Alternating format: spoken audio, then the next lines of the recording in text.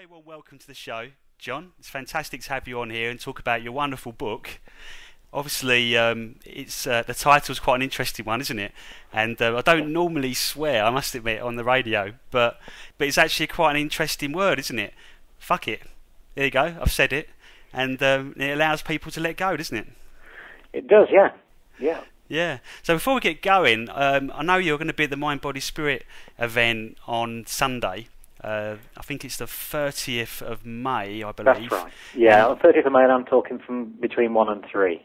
This is the event that's in Victoria, London. So give us a little bit of info about the workshop.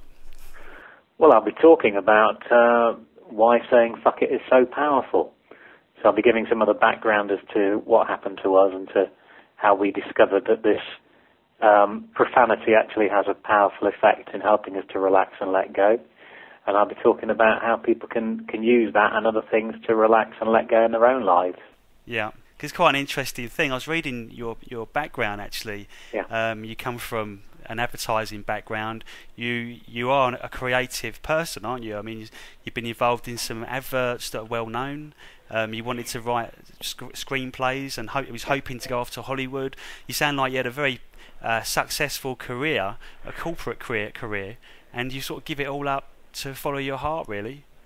Yeah, I mean that's what I enjoyed doing for years. I was always a writer. I wrote a fictional book when I was younger. Then I was a copywriter in advertising.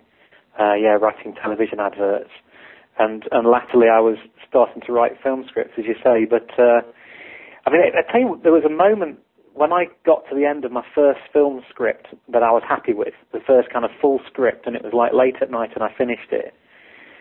And I thought, well, I really enjoyed the experience, but I realised this is another thing to go at, another ambition.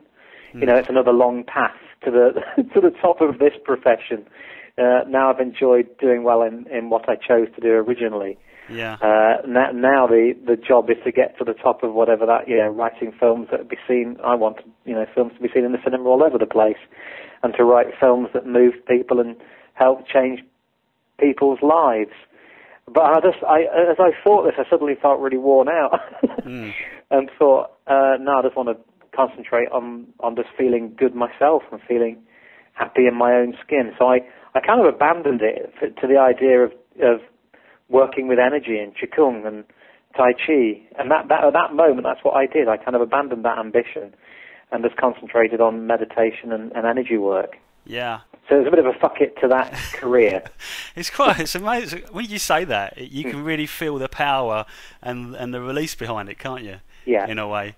I mean, that's the thing about this. I worked on lots of ways to relax myself, because when I was in a stressful job, at times it was very stressful, and also the stress of life would exacerbate my health condition. I had various allergies to various things. So I knew that being stressed made me more unwell, and that when I relaxed, I felt better and was better. Yeah. So I spent years exploring ways to relax, and there's lots of ideas as well around in the spiritual traditions of letting go and giving up on attachment.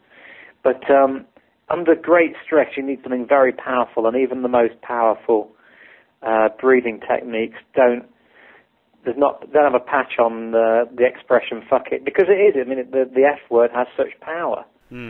It has an effect on your mind and your body straight away. Yeah, well, because when you say it, like, I know in my own experience that when you feel anxious or stressed, that can go on for like weeks or months, and eventually you get bored of being stressed, and that's when you just say that word, or not just that word, but there's other things that are similar, aren't they? Yeah. And then everything just goes away, and then doors open for you in a way. Well, I'll tell you, you're exactly right, and I think the reason this is so powerful is not just because it's a powerful expression, and the F word is powerful in itself. I think it's quite unique as a phrase, and that it gets to the heart of what our problem is. Because, as you say, you can feel stressed out and anxious about things for not just hours, not just days, but for weeks and for months, sometimes years. So the kind of source of stress keeps getting to us. And no matter how good our relaxation techniques are, and there are some very good relaxation techniques about, including things like using the breath or self-hypnotherapy, etc., etc. It doesn't get to the source of the problem. The source of the problem is that we regard these things that are causing us stress as very important and usually too important. So when we say fuck it, there's a kind of natural implication that I have regarded all these things as too important, and they can't be that important. They can't matter that much.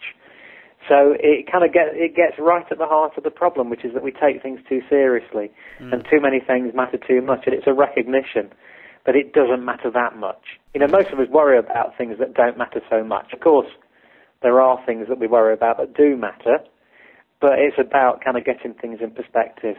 Yeah. I was watching the video of the book on YouTube today, and there's a scene on there where you're kind of you're trying to give the narrative across, and things keep going wrong, and then you eventually say it. And like looking at it, I thought it's a real comical moment. It's like comedy, but you're kind of turning spirituality into something funny and not taking it too seriously. Well, I think that's the kind of the heart of the spiritual message. A lot of people do take. Well, we take the meaning of life very seriously, don't we? That's the truth. And I'm kind of going in the opposite direction, because what we tend to do is we grow up. And as kids, we don't have these accumulated meanings around us. It's only as we get older that we start to develop things that we hope mean something, and we invest a lot of importance in, whether it's relationships or the job, or how much money we have, or how fit and well we are. And then we kind of, the kind of furthest end of that, the highest level of those levels of meaning, is a spiritual meaning. So we then look at what our spiritual significance is in life, and what there is out there, whether there's a God, etc., and what our spiritual purpose is. And my concern is that that's a very serious process, and a very difficult process. And I suspect that the answer is actually much less than we think it is. It's much funnier than we think it is. So the spiritual message to me is of lightness, really. It's the kind of I picture the laughing Jesus more than anything else. Yeah, or the laughing Buddha. Yes, exactly. As well, yeah. Yes. It's interesting because I've spoken to quite a few guests of late that all seem to have come from like a very corporate background, high-powered jobs, and then they've kind of changed everything and then gone down the spiritual path. But obviously the spiritual path is always there. And I think a lot of people are in that situation today where they're doing maybe a city job.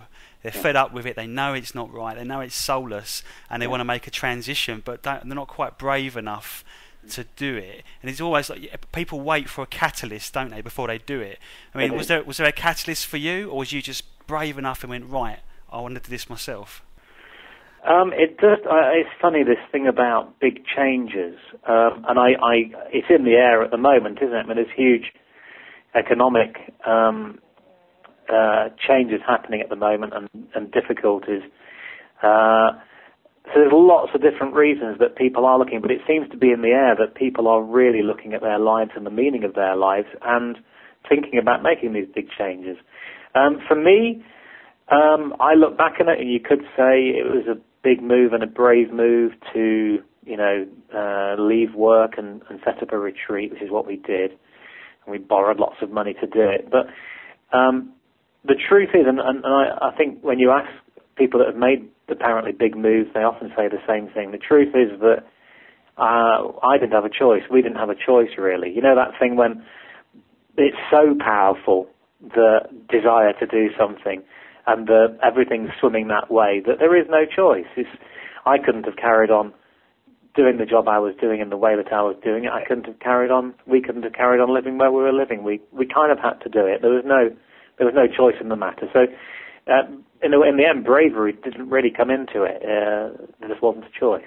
So did you ever think that things would be as successful as they are when you went to Italy, set up the retreat? Did you ever think that it would take off in that way? I mean, was this did you write the book after you settled into your new retreat life? Yeah, I wrote the book about a year in, actually. So we'd had the kind of tough